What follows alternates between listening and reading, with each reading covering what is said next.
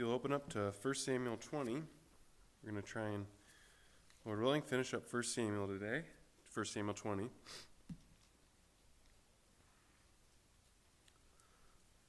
Why don't we pray together one more time here before we read 1 Samuel 20. Father, we're looking to you for help. We're thankful for safe travels here and just that the building is warm and just opportunity to meet together and worship you and read your word. I pray that it would be helpful and clear, and we need you. Amen. Okay, we're in 1 Samuel, and we're covering the life of David. And last week we focused in on 1 Samuel 20 and Jonathan and Saul. But today, Lord willing, we're going to focus in on David. And there's going to be kind of a long introduction here, but let's start by reading 1 Samuel 20, verses 8 to 23. 1 Samuel 20, starting in verse 8. Therefore, deal kindly with your servant, for you have brought your servant into a covenant of the Lord with you. But if there is guilt in me, kill me yourself, for why should you bring me to your father? And Jonathan said, Far be it from you. If I knew that it was determined by my father that harm should come to you, would I not tell you? Then David said to Jonathan, Who will tell me if your father answers you roughly? And Jonathan said to David, Come, let us go out into the field. And they both went out into the field. And Jonathan said to David, The Lord, the God of Israel, be witness. When I have sounded out my father about this time tomorrow, or the third day, behold, if he is well disposed toward David, shall not I send and disclose it to you? But should it please my father to do you harm, the Lord do so to Jonathan, and more also, if I do not disclose it to you and send you away, that you may go in safety. May the Lord be with you, as he has been with my father. If I am still alive, show me the steadfast love of the Lord, that I may not die. And do not cut off your steadfast love from my house forever, when the Lord cuts off every one of the enemies of David from the face of the earth. And Jonathan made a covenant with the house of David, saying, May the Lord take vengeance on David's enemies. And Jonathan made David swear again by his love for him, for he loved him as his own soul. And Jonathan said to him, Tomorrow is the new moon, and you will be missed, because your seat will be empty. On the third day, go down quickly to the place where you hid yourself, when the matter was in hand, and remain beside the stone heap. And I will shoot 3 arrows to the side of it, as though at a mark. And behold, I will send the boy, saying, Go find the arrows. If I say to the boy, Look, the arrows are on this side of you, take them. Then you are to come, for as the Lord lives, it is safe for you, and there is no danger. But if I say to the youth, Look, the arrows are beyond you, then go, for the Lord has sent you away. And as for the matter of which you and I have spoken, behold, the Lord is between you and me forever. Okay, so we read this last week, and the way I'm going to introduce this, I'm going to talk about something for quite a while here that I wonder if I neglect to talk about enough. And that is just simply the beauty of the Bible and the amazing nature of the Bible that we have. And the Bible is different than most all books we read, modern books we read. The Bible is meditation literature. It's not meant to be entertainment. The vast majority of books that we read are either informational books, they're trying to get all the information to you as clearly and as quickly as possible, or they're more entertainment type books where they're enjoyable and the meaning is usually close to the surface. Well, the Bible is quite different than that. The Bible is meant to be read for a lifetime. And it's meant to be meditated on and to affect our life over the long haul. It's also a beautiful book. The Bible is a beautiful book. I don't think I've mentioned this enough when we went through the Psalms, how we have these beautiful songs that are prayers, but are also scripture, but are beautiful and are written in a beautiful way. And I wonder if this hinders kind of our Bible reading. Because if you're used to reading fiction or even like a informational textbook or something like that, it can hinder how we read the Bible. In the sense that the Bible is not as exciting as some of the fiction you might read. It's not as fast-paced. It takes time. And unlike many of the books we read, you can't get all there is on the first reading or the second or the third or the fourth. The Bible is meant to be read for a lifetime. There's always more to be gleaned. It's a very deep book in terms of the content. But one thing I want to focus in on today is just the beauty of the Bible. And this particular passage is beautiful. And it's just going to take some time to get there, so bear with me here. But I hope this is helpful to you. I'm going to start just by talking about the language of the Bible. The Old Testament is written in Hebrew. And I was thinking about how to get this across. It's really interesting that I think all of us, maybe except for one or two of us here today, grew up speaking English as our first language. And it's interesting when you go to a different country or you learn a different language, you learn a lot about your own upbringing. And for me, I learned French in college. And I learned a lot about English and American culture just by being away from it.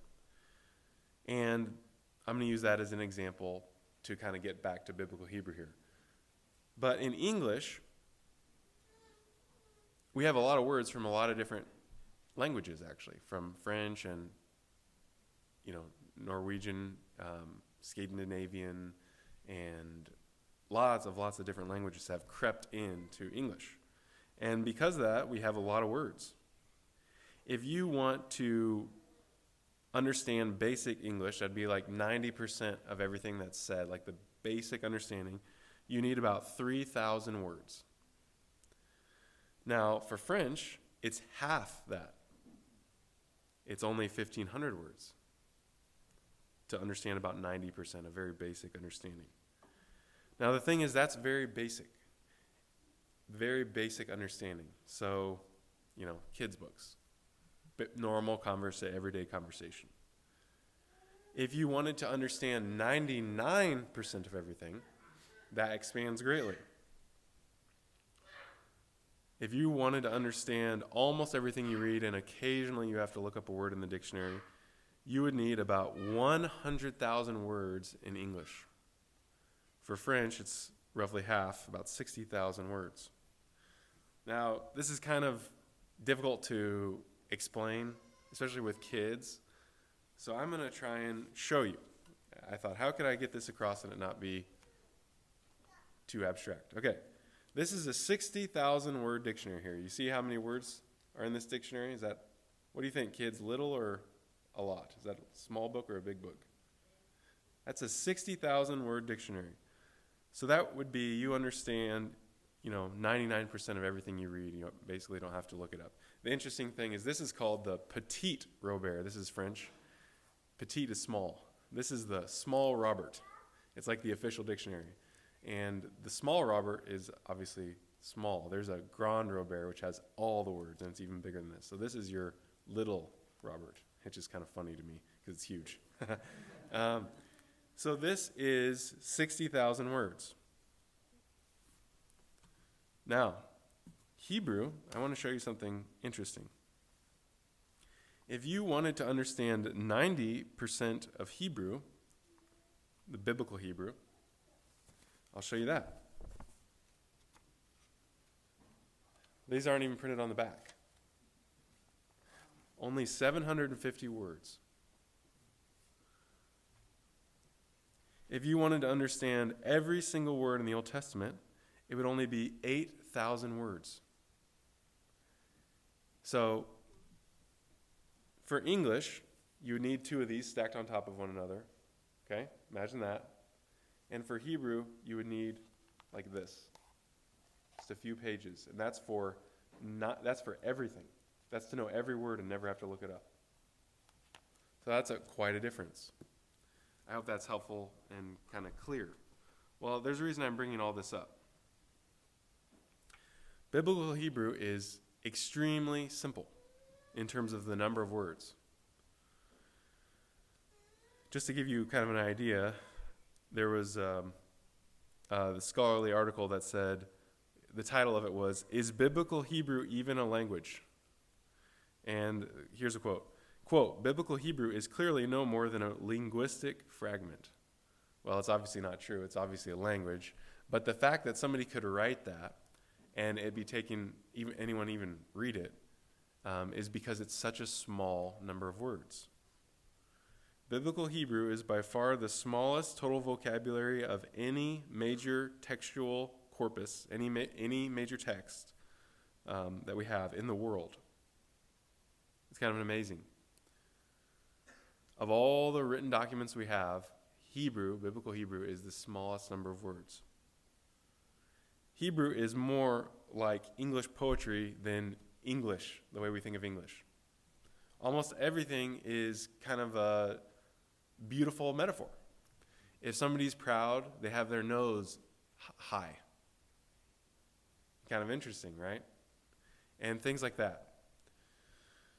And so in this passage that we're looking at, the reason I'm bringing all this up is there's this beautiful double meaning going on that isn't immediately obvious, although I think if you read it a couple times, you'll see it even in English. They did a really good job in the ESV and in the King James and the NAS to get across this kind of this double meaning here in 1 Samuel 20, which we'll get to in just a second. But I thought, while we're on the topic of how beautiful this particular passage is, I might just give you a couple examples of this. The best example I could think of to get this across about how simple Hebrew is a verse from the Proverbs that really stuck out to me as how we translate it. A lot of times, there's this difficulty in translating the Bible. If you translate it exhaustively, like try and get all the meaning that's there across, it becomes, the words multiply. But if you translate it simply, then you get across the force of it, but you want both. And so it's kind of difficult. So to get this across, Proverbs is especially short, and I'll give you an example. Here's Proverbs. This is the best way I could illustrate this in English. Proverbs 10:1 says this. I'm going to read it from the KJV because it's particularly long. Proverbs 10:1 says, "A wise son maketh a glad father, but a foolish son is the heaviness of his mother." So that's 17 words, okay? Kind of long. And the cool thing is, I think this particular verse, we could translate word for word into English, one word for one Hebrew word, and here's how it sounds in Hebrew. Wise son, happy father. Foolish son, sad mother. Very different. 4 words, 2 sentences. Wise son, happy father. Foolish son, sad mother. It really comes across like forcefully, and it's memorable. And so I just thought that is a way to get that across. There's not very many verses where you could get it down to the word for word, but I thought that could kind of give you an illustration of how short some of these Hebrew sentences are. Now, let's get to this particular chapter. I wanted to share all that with you, hopefully, so you can understand it, and see it, but also to set up how beautiful this particular section is in 1 Samuel chapter 20. Okay, let's look here at 1 Samuel 20. There's an interesting thing that's going on that you might wonder, why all this talk of the arrows? There's all this talk about the arrows. What are they going to say? And they go on and on about it ahead of time, and then when they get there, it repeats the whole thing again. Okay, he shot the arrow, and this is what he said, and this is what he said. Well, the point is, there's actually a lot here in this section about the arrows, about him shooting the arrows and the code there. And so I want us to look at it.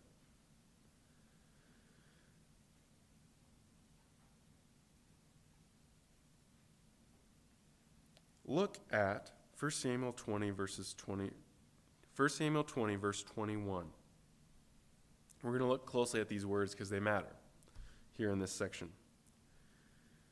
"Behold, I will send to the boy, saying, Go find the arrows. And if I say to the boy, Look, the arrows are on this side of you, take them. Then you are to come. For as the Lord lives, it is safe for you, and there is no danger." Okay, a few things, a few other little notes. There weren't quotation marks in either ancient Greek or ancient Hebrew. So the quote here could actually go a little longer or a little shorter. And the ESV puts the quotation at the end of take them. And the then you are to come is outside of the quotation marks there, but that could actually be included, that he's going to, there's a one word there that could be either to the boy or to Jonathan, or to David.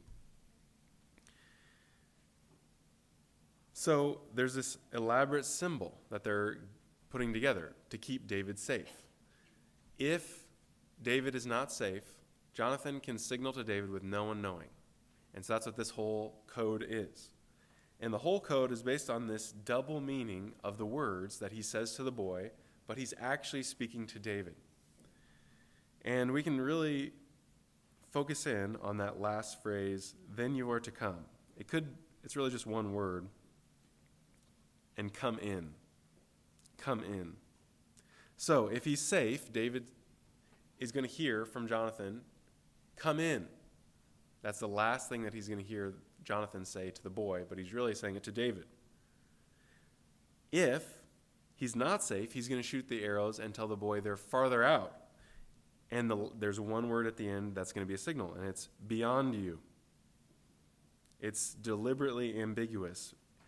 It could be translated and beyond or and onward, meaning go, it's not safe. So this is the signal. Why are they doing this signal? One, they're trying to keep David safe. They're wanting to send this secret code. This is actually a secret code that they're doing so that way David will be safe in case Jonathan can't see him. Now, to really understand what happens and the kind of the emotional weight of this, we have to read what actually was said, because we just read the plan, and what happens is he doesn't say what he said he would say. He adds a few things, and so it's really important that we notice those words that he adds, that Jonathan adds. Once he finds out David is not safe. So let's read the rest of this, the second retelling. And I want you to just, as we read this, see if you hear anything that he didn't say he would say, that are outside of the plan. So let's read verses 35 to the end of 1 Samuel 20. In the morning, Jonathan went out to the field at the appointment with David and with the boy. And he said to the boy, run and find the arrows that I shoot. As the boy ran, he shot an arrow beyond him. And when the boy came to the place of the arrow that Jonathan had shot, Jonathan called out after the boy and said, is not the arrow beyond you?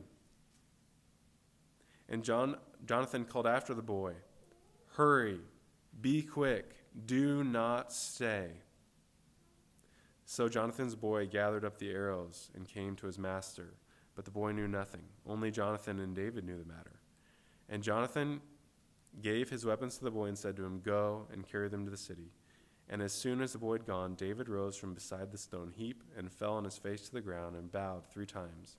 And they kissed one another and wept with one another, and David weeping the most. Then Jonathan said to David, go in peace, because we have both sworn of us in the name of the Lord, saying, the Lord shall be between me and you, and between my offspring and your offspring forever. And he rose and departed, and Jonathan went into the city. So, why do I bring all this up? Well, there's this beautiful double meaning here of him speaking to the boy and him speaking to David. He's speaking to the boy, but the message is for David. And part of it is there's a simplicity in the language of Hebrew to where a lot of things can have 2 meanings, can be translated different ways. And that's what's going on here. The arrow obviously represents danger, right? Is the danger going to be between him where he needs to go beyond, or is there no danger where he can come in? And so it's this beautiful metaphor that they're speaking to one another without anyone knowing. Even if Saul happened to be there with him, maybe Saul didn't trust him, they could have got this message to one another without keep David being in danger. But Jonathan adds to the plan. He adds 3 words not included in the plan. What he said was, this is what he said he would say, look, the arrows are beyond you, then go, for the Lord has sent you away. That's 1 Samuel 20:22. But he adds 3 words. in verse 38 that weren't a part of the plan. Hurry, be quick, do not stay. Or hurry, rush, don't stop. Well, those aren't for the boy. Those sound like they're for the boy, but they're actually to David. He's telling David, not only is it not safe, don't stay. Go. Get out of here. You're in danger. Jonathan is asking David to leave. And then this question emerges. Why do all this elaborate sign if he's just going to come out and talk to him anyway? Right? It's like, why is there this elaborate signal and then they just get together where they could have just talked to one another? Well, it was in preparation to try and keep David safe. It was possible that there could have been a situation where they couldn't have met with one another. And Jonathan actually cares about David so much that he wants to keep him safe so much that he, even though it seems like it's safe, asks him not to stay. He says, hurry, be quick, don't stay. That's Jonathan's message to David. But David stays anyways. David doesn't listen to Jonathan's extra message there and stays. Jonathan may have had an inkling that David would stay because he didn't go back with the boy. Maybe he hoped David would stay even though he asked him not to. Verse 41, as soon as the boy had gone, David rose from beside the stone heap and fell on his face to the ground and bowed 3 times. And they kissed one another and wept with one another, David weeping the most.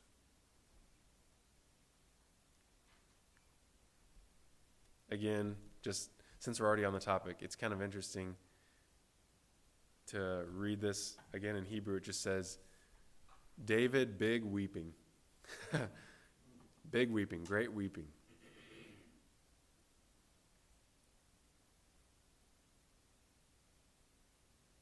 It's a sad moment. Well, let's talk about the sadness, but just a cultural note here. It says that David, they kissed one another and wept with one another. Well, in English, we think, well, why would they kiss one another? And the way our kids talk about it is, you only kiss somebody on the lips who you're married to. That's the way they talk. That's the way we talk about it. And this is a cultural thing, obviously, here. And it actually goes throughout the Bible. It's actually common in lots of cultures. In Romans, in 1 Corinthians, 2 Corinthians, Thessalonians, and 1 Peter, it talks about greeting, kisses as greetings. So greet one another with a kiss of love, is what 1 Peter says, or Paul says, greet one another with a holy kiss. This was a cultural greeting. This wasn't, in English, what we think of in English culture, this isn't romantic. This is a greeting. And this is actually still common in lots of cultures today. If I said, for example, in France again, which I lived in France, if I said, I went to church and I kissed everyone that I hadn't seen in a while. I kissed everybody in the church. People would be like, what? But there, it's totally normal. They call it, what they call it is bisous. That's what they have the word for it. And you put your cheek on somebody else's cheek and you go like that. And you make you usually do it a couple times.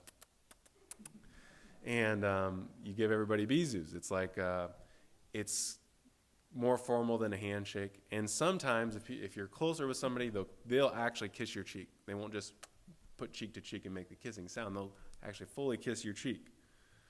Okay? So that's kind of the idea here. That's common in lots of cultures. I just thought I would say that. So just for anyone who, especially the kids who maybe think, well, what's going on here? Okay. So this is a cultural thing. And it goes on in the New Testament as well. So not only is it something that they greet, but when they leave. And so that's what's going on here. But there's sadness. Let's look at the sadness. And they wept with one another, David weeping the most. This is a really sad, moving section in the Bible. When you first read about all these, signs and shooting of the arrows, it doesn't come across as this really emotional section. At least to me, it doesn't immediately strike me as, wow, this is a really emotional chapter of the Bible. But this is a really emotional chapter of the Bible.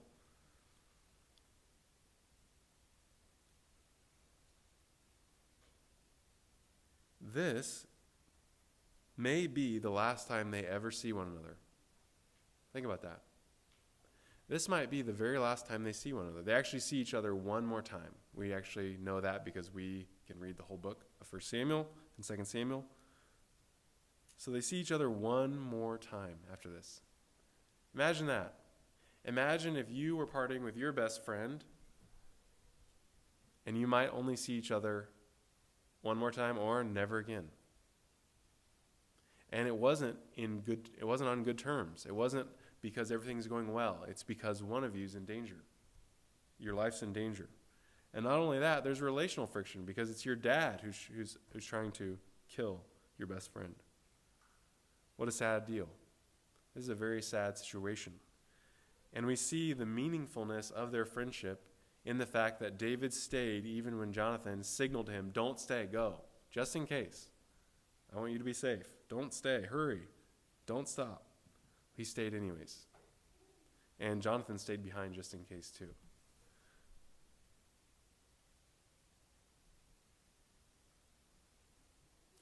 There's not a lot of times in modern life where we could think about this. It makes me think of when Hudson Taylor and back in the 1800s when they were going over to China. Most of the people would literally pack a coffin. I'm going to be gone. I'm gonna die over there. I'm never gonna see you again.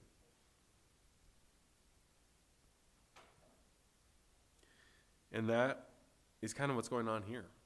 They don't get to Skype one another or call each other on the phone. They are preparing to never see one another again. And that's why there's weeping and sadness.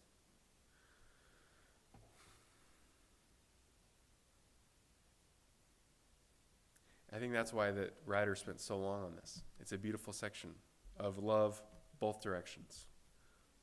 Well, let's move to how we can apply this. What can we take from this? Well, one, we see the value of friendship. The value of friendship in the Lord. The Bible is pro-friendship. We've actually covered this before. Iron sharpens iron, and one man sharpens another, Proverbs 27:17. A friend loves at all times, and a brother is born for adversity.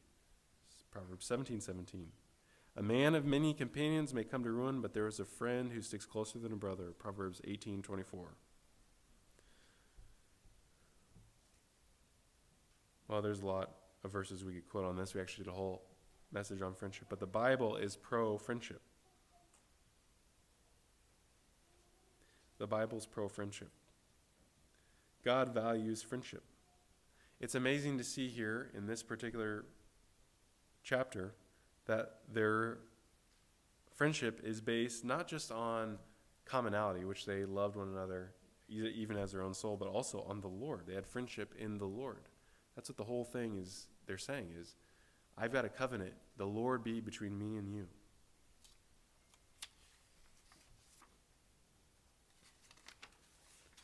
We also see several things about their friendship, David and Jonathan both, but we're kind of focusing on David today, that we can emulate here. We see truth and love, both virtues, in balance in this friendship. Their friendship survives this disagreement. Jonathan is convinced that his father doesn't want to kill David, and if he did, he would tell him. And David's convinced that Jonathan has this rosy view of his father and is wrong. And so they develop this, test that we read about last week. Well, this is how we'll test and see what's real and what's true. Not only that, we see David go as far as to say, if I've done something wrong, you kill me yourself. He's saying, correct me. Tell me where I'm wrong. And Jonathan is saying the same thing. If I'm wrong about my father, I could be wrong. So let's try this test and see. They love one another, but they value the truth. They want to correct one another. And they're open to that, both directions. Both are open. Jonathan and David are both open to correction.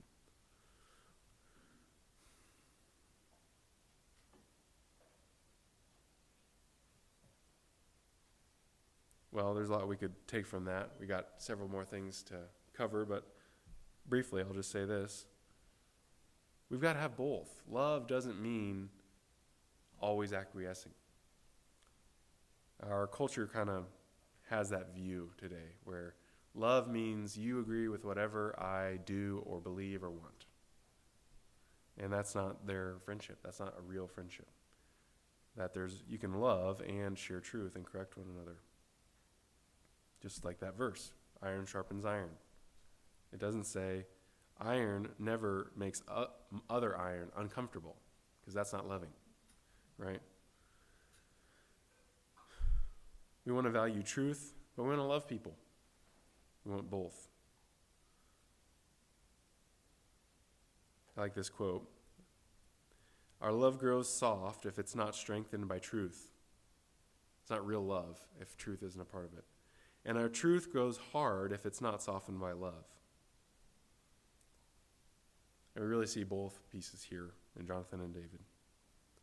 That leads to a related but slightly different part of their friendship. And one of the virtues of David, open to reason. The Bible values people being open to reason. I'll give you a couple verses here. The wisdom from above is first pure, then peaceable, gentle, open to reason, full of mercy and good fruits, impartial and sincere. That's from James chapter 3, verse 17. Both David and Jonathan are open to reason. And we see that as a subset of what we already talked about truth and love. They're open to reason. Right before that in James it says, "Who is wise and understanding among you? By his good conduct let him show his works in the meekness of wisdom." It's kind of an interesting phrase, the meekness of wisdom. I think open to reason gets that across. Part of being wise is being open to reason. The meekness of wisdom means I could be wrong. That's basically what they're saying. I could be wrong. David is open to hearing what he has done is wrong, and Jonathan's open to being convinced that his father's trying to kill David. Well, it's something that we can try to be. We can ask ourselves, are we open to reason? Do we have friendships where we can have both truth and love? Are we the type of friend who is like Jonathan and David? Or have we absorbed what our culture is saying where we can't actually disagree with anyone? That's not real love or friendship. A couple more virtues of David here that we see that's related to being open to reason is humility. Humility. Therefore, deal kindly with your servant, for you have brought your servant into a covenant of the Lord with you. But if there is guilt in me, kill me yourself, for why should you bring me to your father? David is open to being corrected about his sin and open to being guilty of sin. And he's saying, you can correct me. He's inviting it. This is showing David's humility here. There's a Psalm chapter 7, very similar to this. O Lord, my God, if I have done this, if there's wrong in my hands, if I have repaid my friend with evil or plundered my enemy without cause, let the enemy pursue my soul and overtake it. Let him trample my life to the ground and lay my glory in the dust. David is open to being corrected about his sin. He's asking God there to correct him, but he's asking Jonathan to correct him here in 1 Samuel 20. Something we can emulate, we can ask God to help us with is humility. We want to be humble. We want to be open to correction.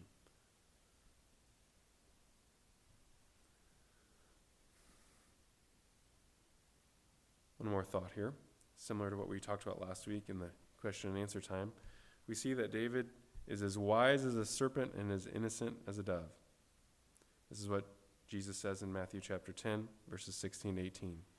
Behold, I am sending you out as sheep in the midst of wolves, so be wise as serpents and innocent as doves. Beware of men, for they will deliver you over to courts to flog you in their synagogues, and you will be dragged before the governors and kings for my sake. Bear witness, therefore, before them and the Gentiles. Well, both this and that situation are dangerous situations. He's saying it's going to be dangerous, that I'm sending you out as sheep in the midst of wolves, so be as wise as serpent and as innocent as doves. Of course, it reminds us of when Jesus sent out the disciples after he was going to die and rise again, and he told them to get 2 swords and to get a sword, to sell his cloak and to buy a sword. And they said, "Look, here are 2 swords." And he said, "It is enough." What can we take from this from David? Well, it's okay to protect yourself. It's okay to protect yourself. You want to be as wise as a serpent and as innocent as a dove. You can lock your door at night. If somebody throws a punch, you can duck. There's a lot of, examples like this.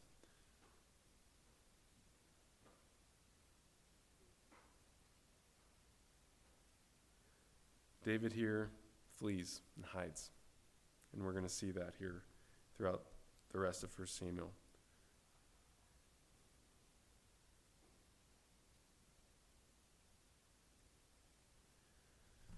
Since we covered that in the question and answer last week, I'll probably leave that there and move on to conclusion here. Things I want to get across here.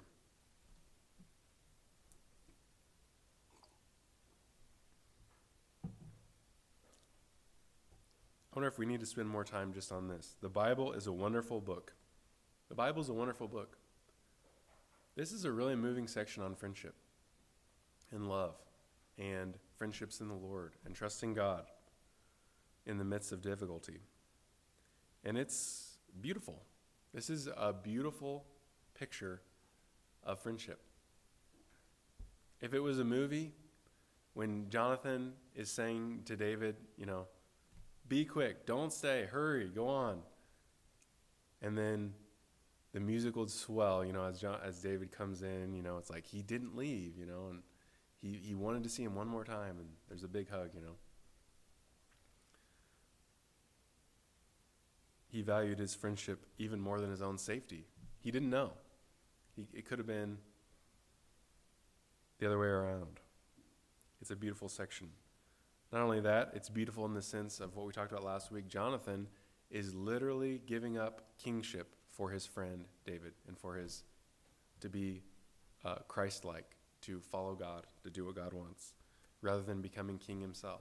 He's protecting the person that's going to take his place as king. This is a beautiful, beautiful section here. A few other things just about Bible reading. If we get to where we look at the Bible the same way we look at other books we read, like Harry Potter or Redwall or whatever it is, whatever latest kids book or adult fiction or even a textbook that you might read, if we start to view the Bible like that, we can become frustrated. And we cannot get all there is to get out of it. The Bible is meant to be read as meditation literature. All that's in this chapter we couldn't get from just one reading, I don't think. It's like you got to read it again and ask questions. Well, why is this in here? What is really going on here?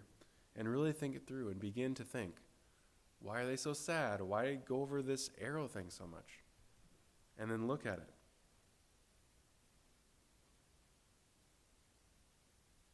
It's the same for a lot of the Bible. The purpose of the Bible is not meant to entertain you, although it is a beautiful book. It's meant to be read over a lifetime and to change us from the inside out, to see who God is. And so when we see it like that, it changes how we read it. It's work. Reading the Bible is more work than reading other modern books. Even modern Christian books about God. They're written easier. It's easier to digest in many ways. They make it easy. Little bite-sized nuggets. If it was food, Paul actually gives the example that there's milk and there's meat. It takes more work to get meat and to cook it and to chew it and eat it than it does to just drink milk. And reading the Bible is like that. Reading the Bible is a process. If you're going to cook a meal, especially if you're going to cook meat, it's going to take some time. It's got to get up to whatever it is, 160 or however many degrees it's actually supposed to be for however long. It would be a lot quicker just to drink milk In the Depression, they would do this thing where they would have bread and milk. And it was a glass of milk, and then you get a slice of bread and you just stick it in your glass of milk, and then you just eat it with a spoon. And that's your dinner. Pretty quick. But if you only eat that, you're missing out on something, right? And if you only read things that capture your attention or, might even be technology. If you only watch 30-second video clips, the Bible is going to feel really difficult to you. Because when you sit down to read it, it's going to be hard. It's going to take real mental energy. You've got to sit with it. And you're not going to be able to get all there is in one sitting. You're going to have to read it, and you're going to have to reread it. And then the next year, you're going to have to read it and reread it. But it's worth it. Because it's deeper. Because it's more meaningful. The way I talk to my kids is, we read things that are for fun and that are stories and that they're easy to understand. But we also read the Bible before bed. And the way I tell the kids is, when you're on your deathbed, you're not going to be thinking about Frog and Toad and finding comfort. The Bible is more difficult. It takes effort, but it's more meaningful. And it'll change your life in a way that other books don't. The Bible is a beautiful book.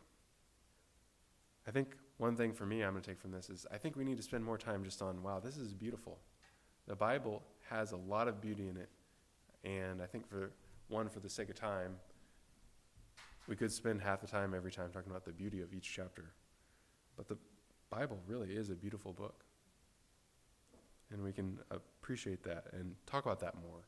Because I think that helps us to understand it's worth chewing the steak rather than just getting a glass of milk. It does take work, though, to understand what's going on. Well, not only that, friendship is a wonderful gift. Friendship is a wonderful gift. Maybe this makes you think of a friendship.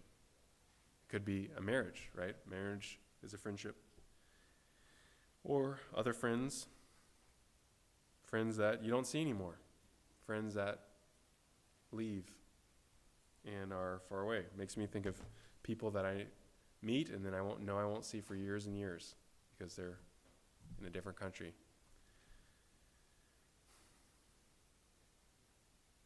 Friendship's a wonderful gift. We don't want to take it lightly.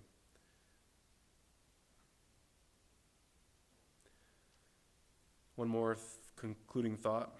None of us has things so figured out we aren't above correction. None of us has things so figured out we aren't above correction. Both David and Jonathan here were open to reason, open to correction. It's the same for all of us. The only one of us that has things so figured out we aren't above correction is God. And so we can grow, and we need one another. We need to have this friendship where we learn and grow, and we bear with one another, and we learn from one another, and we're open. And so that's another example here. Well, I hope this is helpful to you. I hope that I got across just a little bit of the beauty of this section about how this really is an emotional kind of gut punch here in this book. It's easy to look over it. And it's a wonderful thing, this friendship between David and Jonathan. And this kind of final parting, although they will see each other one more time, we know that, but they didn't know that at this time. It's a beautiful thing, and I hope you have that. I hope you have friendships. The Bible is pro-friendship. One final thought, if you don't have close friends, pray, ask God. God, would you bring a close friendship into my life like this, that somebody could encourage me in the Lord, correct me, there should be somebody in your life, if you leave, you're going to miss deeply. And we can ask God to help us to provide that. Before we close, I'll open it up for questions, clarifications, comments.